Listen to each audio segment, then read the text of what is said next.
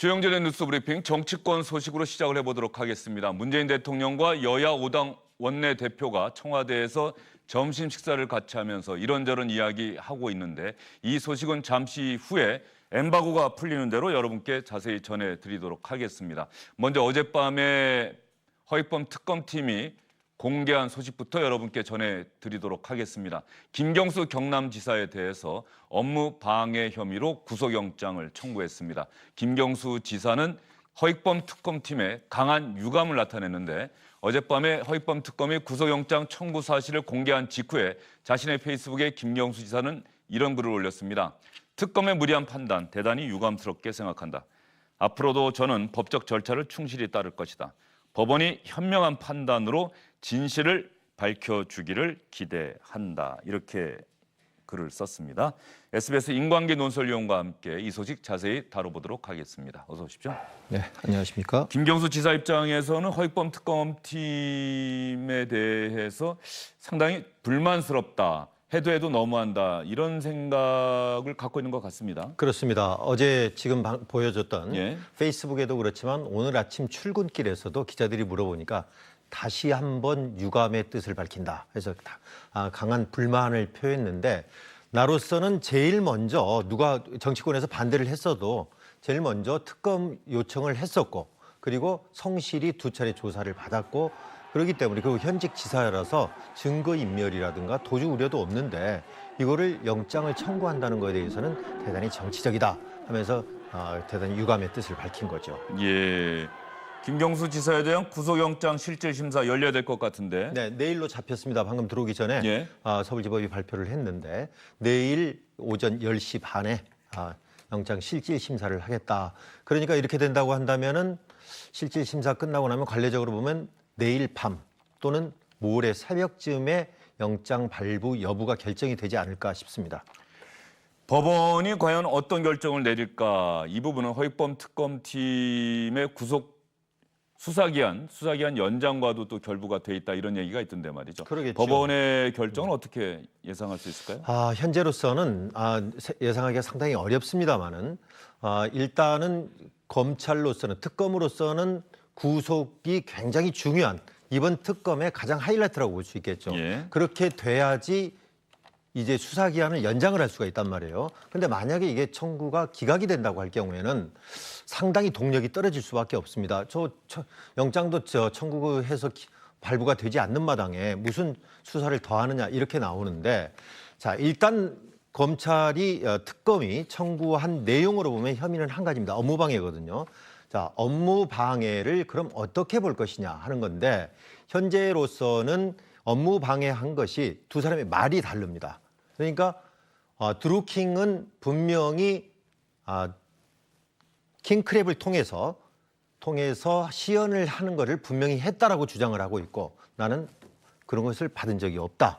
이렇게 이야기를 하고 지금까지 나와 있는 USB라든가 이런 걸 통해서 증거로 제시하고 있는 이런 거에 대해서도 나는 전체적인 협조를 당부한 것이지 이거를 무슨 한꺼번에 대량으로 조작해서 올려달라 이런 걸 부탁하는 것은 아니다라고 이야기를 하고 있기 때문에 이거를 법원에서 어떻게 판단을 할지 굉장히 주목이 되고 있습니다. 일단 특검이 판단한 것은 선거법 위반 혐의는 구체적으로 입증하기가 쉽지 않은 것 같고 네. 업무 방해 혐의, 즉 대규모 댓글 조작 프로그램인 킹크랩을 시연하는 자리에 김경수 지사가 참석을 했었고 분명히 고개를 끄덕이면서 사용하는 데 동의를 표했고 이후에도 여러 차례 문자 메시지 같은 걸 주고받으면서 어떤 댓글 조작을 공모했다. 이렇게 허익범 특검팀은 구속영장에다 적시를 했다는 거죠? 그렇습니다. 그러니까 직접적이는 않지만은 김경수 지사의 전 의원 시절의 비서에게 보낸 문자를 보면은 거기에 보면은 그런 게 나오거든요. 1년 5개월 동안 우리가 8만 건 이상을 보냈다. 이렇게 이걸 통해서 댓글을 달았다. 이렇게 이야기를 했던 것이 이제 증거하지 않느냐. USB를 통해서 나온 걸로 봤을 때는. 그런데 이것을 충분히 이거에 대해서 지사가 알고 있었다라는 거고요. 이쪽 김 지사 입장에서는 전혀 나는 그런 거를 부탁한 적도 없고 나는 일상적으로 이런 것들에 대해서 그쪽에서 우리하고 입장을 같이 해서 이런 것들을 댓글을 달고 이런 것들에 대해서 나는 일반적인 요청을 했을 뿐이다. 그리고 자리를 뭐 센다이 총영사라든가 이런 지금 그런 문제도 이거에 대해서 나는 의견을 제시했을 뿐이고 청와대에서 이런 자리는 어떻게 했느냐라고 해서 전달했을 뿐이다. 이렇게 얘기를 하고 있습니다. 내일 법원에서 구속영장을 과연 발부할지 아니면 구속영장을 기각할지 이 결정에 따라서 김경수 지사의 정치적 명운도 갈릴 수 있을 것이고 동시에 특검도 과연 뭔가 성과를 거뒀느냐 아니면 빈손으로 마무리되느냐 이렇게 볼 수가 있지 않겠습니까? 결과적으로 법원이 허익범 특검팀 김경수 지사의 어떤 목숨줄을 쥐고 있다 이렇게 표현해도 과언이 아닐 것 같습니다. 그렇습니다. 명운을 쥐고 있다고 해도 과언이 아니죠. 지금 말씀하신 대로 김경수 지사로서는 만약에 구속영장이 발부가 돼서 구속이 된다. 그런다고 한다면은 이제 취임한 지 얼마 안 된 경남지사로서는 상당히 이미지에 타격이 있을 뿐만 아니라 이것이 만약에 실형으로까지 연결이 된다고 한다면 지사직을 물러나야 되거든요. 앞으로 정치적인 김경수 지사의 쭉 길에도 상당히 큰 영향을 미치게 될 거고요. 반대로 특검으로서는 지금까지 드루킹을 포함해서 5명을 구속하지 않았었습니까? 근데 이런 것이 중요한 것이 아니고 이번 특검을 구성하게 된 가장 큰 이유는 김경수 지사를 어떻게 할 것이냐. 이것 때문에 구성이 됐다고 해도 과언이 아니지 않겠습니까? 그런데 만약에 이것이 1차, 물론 2차에서 또 이어질 수도 있겠습니다만은 1차적으로 영장을 청구한 것이 만약에 받아들여지지 않는다 한다 그러면은 일단 수사기한 연장에도 그렇고요. 앞으로도 상당히 지장을 받지 않을까 그렇게 생각이 됩니다. 허익범 특검팀의 1차 수사 활동 시한이 오는 25일입니다. 이번에 구속영장이 발부가 된다면 김경수 지사에 대한 구속 수사를 위해서 수사 기한을 더 연장해달라고 요청할 수밖에 없을 것 같다. 이런 전망이 나오고 있고 영장이 기각된다면 허익범 특검팀은 50일 동안의 활동을 그대로 빈손으로 마무리하게 될 것이다. 이런 전망도 나오고 있습니다. 그렇다고 한다면 김경수 지사에 대한 영장 청구, 허익범 특검팀의 영장 청구에 대해서 정치권은 어떤 반응 보이고 있을까요? 특검이 기어이 김경수 지사에 대해 구속영장을 청구했습니다. 이번 영장 청구는 특검의 무리수임을 분명히 밝힙니다. 구속영장을 청구해야 할 사안인지 납득되지 않습니다. 우리 당은 이번 수사 결과와는 별개로 특검팀의 특검법 위반 행위에 대해 강력 대처하겠습니다. 특검의 도를 넘는 언론 플레이는 수사 내용을 공표하거나 누설해서는 안 된다는 특검법 8조 2항의 위배입니다.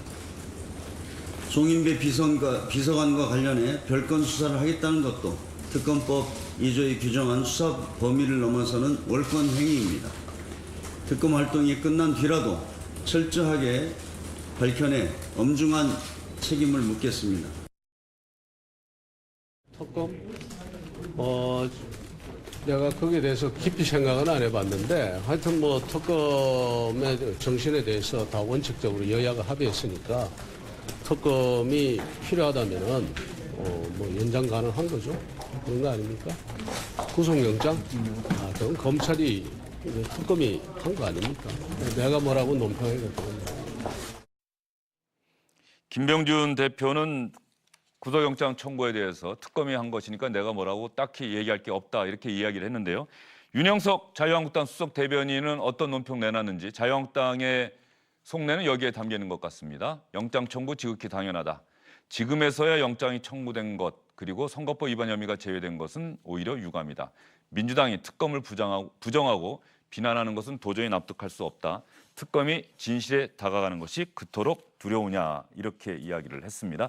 김경수 경남지사의 정치적 명운 또 허익범 특검팀의 1차 수사 활동 시한 만료를 앞둔 허익범 특검팀의 성패 내일 법원의 영장실질심사 결과에 달려있다. 이런 이야기 여러분께 해드렸습니다. 그리고 이어서 전해드릴 소식은 문재인 대통령과 여야 5당 원내대표의 오찬 회동 관련 소식입니다. 문재인 대통령은 9월 정기국회, 8월 임시국회에서 민생개혁입법 조속히 여야가 합의해서 처리해달라고 요청을 했고요. 또 하나 4월 27일 판문점 선언을 국회에서 비준해 준다면 참 좋겠다 이런 이야기를 했습니다.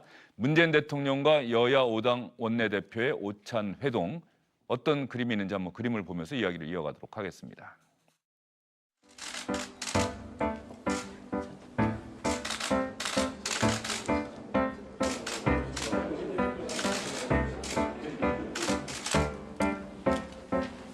제가 그러니까 홍 대표님이 저한테 한번 제가 말씀드렸죠. 저희는 뭐 괜찮습니다.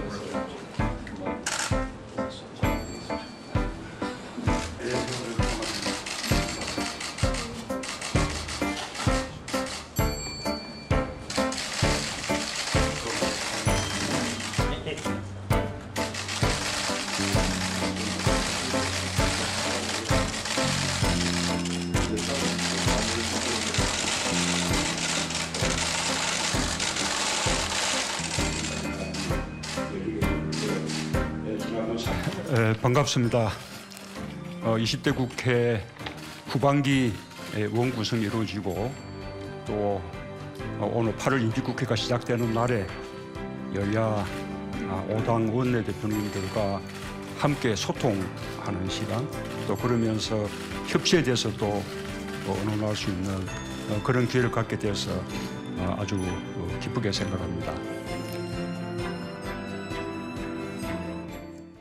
엠바고가 완전히 풀린 건 아닌 것 같고요. 네. 여야 5당 원내대표들의 이야기는 아직까지 확인이 좀 더 필요한 모양인데 네. 어쨌든 간에 오찬회동 분위기는 뭐 영상 보면은 좋았던 것 같은데. 네, 좋았던 것 같습니다. 특히 김성태 원내대표가 한 얘기들을 제가 이제 전해 들은 걸로 봤을 때는 상당히 협치를 강조하는 것에 대해서 자기도 좋게 얘기를 했고요.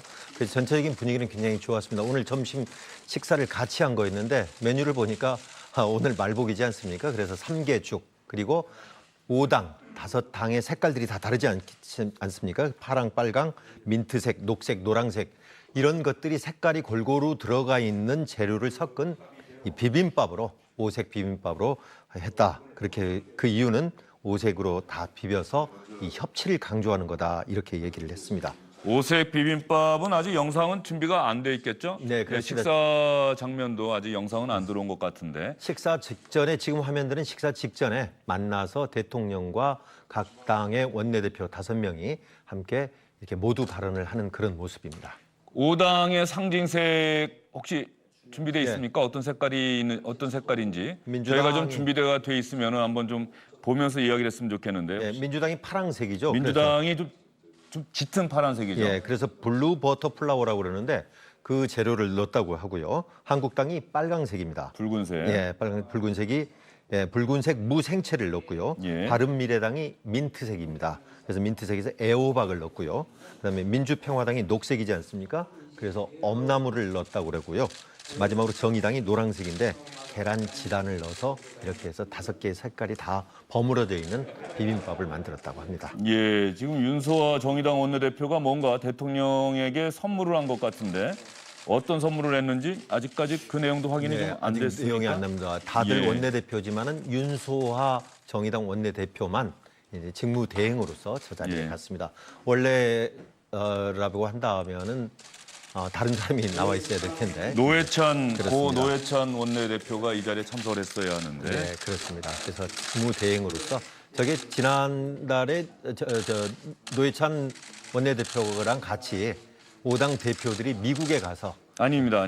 그건 아닌 것 같고요. 네. 지금 정의당 분들이 사진을 찍은 것 같아요. 심상정 대표의 모습도 보이고 네, 네. 정의당 무슨 대표와 예 책을 전해주는 것 같죠? 아마도 노회찬 전 원내대표의 저서가 아닐까 싶은데 정의당에서는 노회찬 의원의 정신을 기리고 이어받기 위해서 노회찬 재단을 만들겠다 또 이런 이야기도 국민들에게 공개하기도 했습니다. 네, 일단 공개된 문재인 대통령의 모두 발언을 보면은요. 일단은 민생경제라든가 이번 그 국회에서 임시국회에서 민생경제법안이라든가 재단관리안전법 같은 이런 현안들 빨리 처리해야 될 현안들을 좀 처리해달라는 거고요.